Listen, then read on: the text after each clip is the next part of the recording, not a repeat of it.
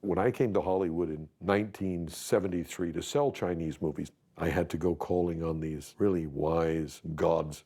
And I'll never forget sitting in a studio with this head of distribution for America, and he looks at me and he says, "Son, I've looked at these kung fu-y things." He said, "You got to understand one thing. That'll never work in America. When Americans fight, they use their fists. It's un-American to kick somebody." Okay.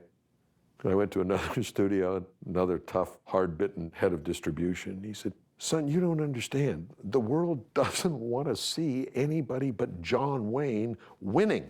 John Wayne is the good guy. You can't have Chinese winning things. Who's going to go and see that?"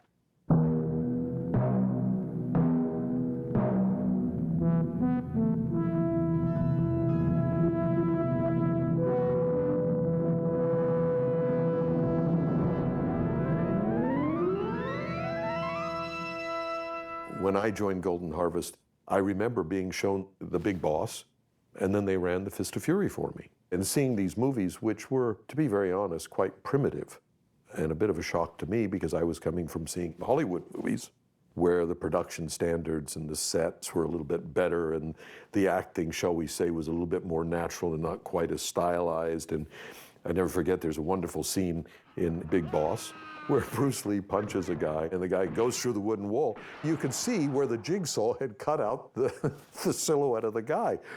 But yeah, it was charming. It was the early 70s, and what the hell. The next day I had to meet Raymond Chow for the first time. But he said, "Do you think you can sell these movies to the West?" That was his first question to me. How would I know if we could sell movies to the West? I was 20 years old. I just graduated from university. But he was very interested in an average person's point of view. In 1972, the company was actually less than 2 years old. And it was financially very strapped. And we were locked in a death struggle with Shaw Brothers, the predominant Chinese studio in Asia at the time. Raymond Chow and Leonard Ho had actually left Shaw Brothers to set up Golden Harvest. And so we were very constricted in the kinds of movies we could make and the places we could make them, because Shaw Brothers was making the hidden threat of, you want to work with Shaw Brothers, you better not go and work with Golden Harvest. Because we didn't have access to a lot of stars, we were much more open-minded to the idea of collaborating with people. Our primary model became with actors and directors to bring them in and sign them to a 2 or 3 picture contract. They would make 3 movies over 18 months. Bruce Lee was signed by Golden Harvest, in truth, because Bruce rejected the Shaw Brothers' 7-year contract. What we were really looking at over the period of that 18 months in those first 3 deals was how easy were they to work with and how marketable were they. Actors can have a big impact on what a movie costs, not just by their salary, but how they behave on the set. Whether they show up and they're on time and they know their lines, or they're willing to try the stunt, or they're willing to go off and learn what other skill sets they need.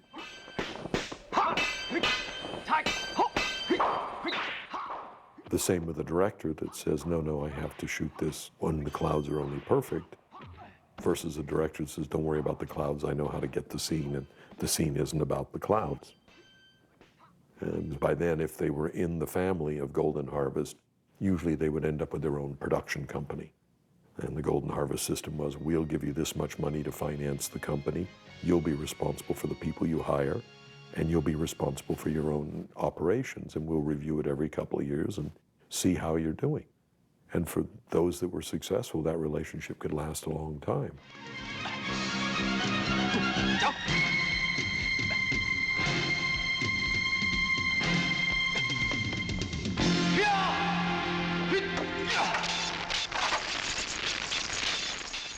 There was a time when Jackie Chan was a young stuntman at Golden Harvest, and he wasn't one of the chosen ones.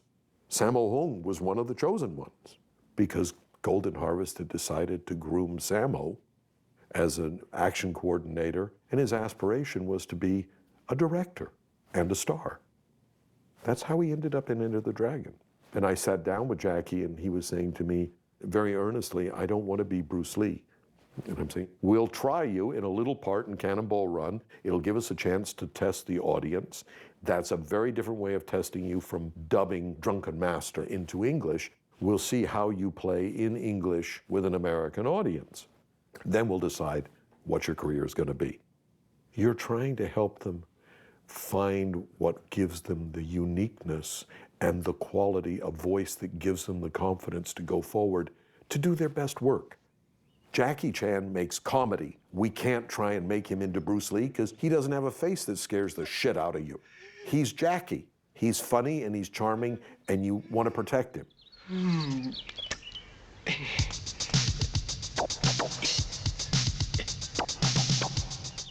Raymond and Leonard were also smart enough that if he would come to them and say, gee, I want to go and do Shakespeare, they say, no, no, no, you really shouldn't be doing Shakespeare, right?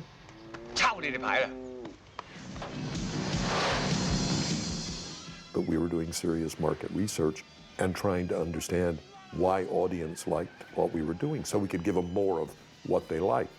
What is that quality that people are going to relate to, people are going to respond to? Because remember, a fan's relationship with an actor is a one-on-one relationship. Without fan base, you can't have stars. You may have great actors that win awards, but so what? They won the award, doesn't mean anybody will come back and see them next year. A fan is somebody that forgives you for making a bad movie and will be there to see the next one. Raymond and Leonard took criticism well, and they learned from the criticism. After you see a movie, let's skip the things you like. Let's just talk about the things that don't work.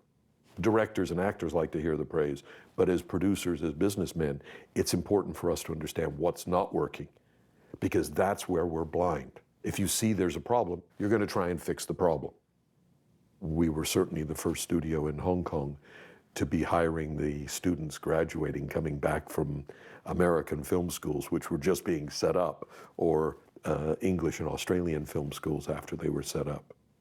David Chan, he was responsible for all of the Teenage Mutant Ninja Turtle movies.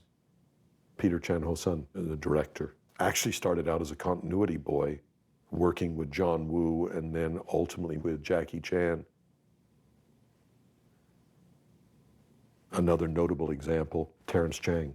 Terrence was for many, many years not only John Woo's producer, he was John Woo's confidant and manager. Those people became quite instrumental in helping Hollywood to learn about the Asian film industry and ultimately have been quite impactful in helping the mainland China film industry to understand a lot of the do's and don'ts in Hollywood.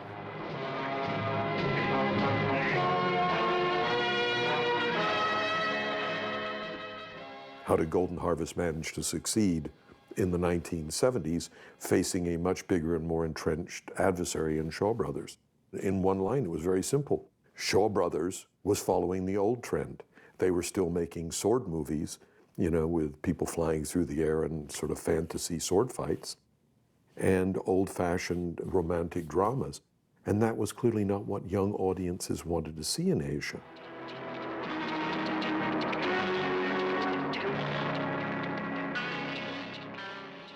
Let's face it, you have to remember, making film entertainment is still commerce. It was about who's hot, what trends are hot. It was the generation of the late 60s, early 70s. This was a generation that was tired of seeing old-fashioned movies that always had a moralistic ending to them. They were looking for movies where there were young actors that spoke the same vernacular language that they spoke, that had the same morality as their parents or the same morality that they had been raised with, but might be a little bit quicker to action. What martial arts movies did was allowed people to entertain the idea that they too could be a hero.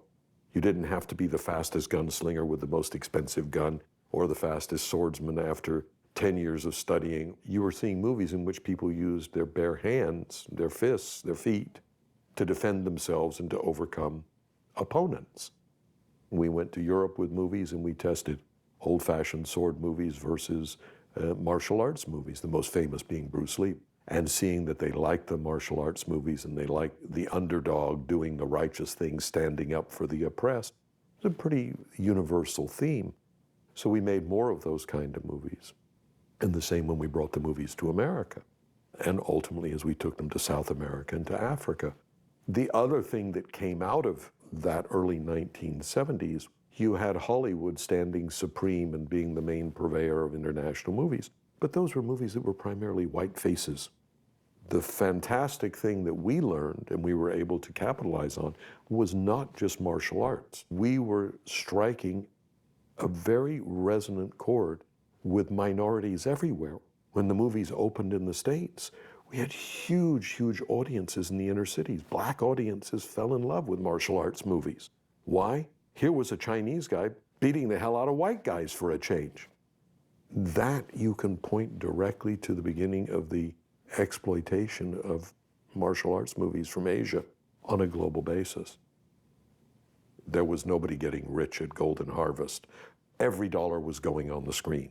The first Bruce Lee movie was produced for under 150,000 US dollars. The second Bruce Lee movie was considered to be an expensive movie by Hong Kong standards, a little bit under 300,000 US dollars. Return of the Dragon, the movie shot in Italy, ultimately was more expensive, but not that much more expensive. It was 350, 400,000, which meant that they were making back 5 times their investment, 6 times their investment, maybe even the princely sum of 10 times their investment. When we did Enter the Dragon, which was 1973, all in, we spent less than $500,000 US. The first check that Golden Harvest received from Warner Brothers was $12 million US dollars. That would pay for the entire Golden Harvest slate for 2 years. But equally important to Golden Harvest in those days financially, right behind the Bruce Lee movies, we took the Hoy brothers. Samuel Hoy, Michael Hoy were very popular celebrities in Hong Kong. We did a number of experiments, and ultimately we launched the Hoy Brothers movies in Japan, and in the mid-late 70s through to the mid-80s, the Hoy Brothers movies were generating more money out of Japan per picture than we generated out of the rest of Asia combined. No Chinese company has ever succeeded in launching Chinese comedies in Japan, except for Golden Harvest. Marketing Bruce Lee was not a slam dunk either in the beginning. Well, the Japanese are not really interested in buying a movie that is about a Chinese guy beating the hell out of a bunch of Japanese. It's just no market. Convincing them to try it and then showing them a way to market it was part friendly persuasion, but part of it was open-mindedness of having an honest exchange between companies that wanted to work together. Because if you had an actor that played well in overseas Chinese markets and he would play well in the Japan market, well, once you had that key, Hollywood would start to pay attention to you. When Dixon Poon signed a young actress named Michelle Yeoh, to make Michelle into an international star, the first thing we need to do is we need to conquer the Japan market. The same with Jet Li. And he came down to Hong Kong and people were very excited because he was an amazing martial artist. I remember Raymond calling me in the States and saying, I'm really excited. Have you seen this guy? You've got to see him. He only had one question he really wanted to ask me after I'd seen the movie. And so, what do you think? I said, Raymond, yes. The answer is yes, providing you put him through the normal drill. That was the way Golden Harvest always operated. That's why John Woo was there for so many years. Terrence Chang was there. Peter Chan was there. Andrew Lau doing all of his movies. They all started out doing movies at Golden Harvest until they got tired of the handcuffs around them not to spend too much money. And the truth was, the only way the handcuffs were taken off was once the studio had confidence that you really knew what you were doing, that whatever you spent, you expected to make it back 5-fold or 6-fold. And then Jackie could do whatever he wanted, or I could do whatever I wanted, and ultimately John Woo could do whatever he wanted. And the company really went along then from strength to strength to strength, from 1980, 81, right on, truly up until the mid-1990s. To whatever extent Golden Harvest and those funny little movies we were making had an impact on generations of filmmakers, great. I like to think there, but by the grace of God, we went not knowing what we could or couldn't do. And we certainly didn't know how it was going to touch people's lives. The first time it really happened to me, I was at the Matrix 1, and I'm sitting there with a young director from Hong Kong, Stanley Tong, who had done The Police Story with Michelle and Jackie and a lot of other good stuff. And he had just come to America, and so we're sitting there, and we're about 20 minutes into the movie, and he leans over and he says, "Do you realize that's the fight from Game of Death?" To now see martial arts included in just about any action movie, it's not about John Wayne throwing a punch. It's part of the vernacular of the world. That's kind of cool. That all comes out of what I consider to be the Golden Harvest legacy.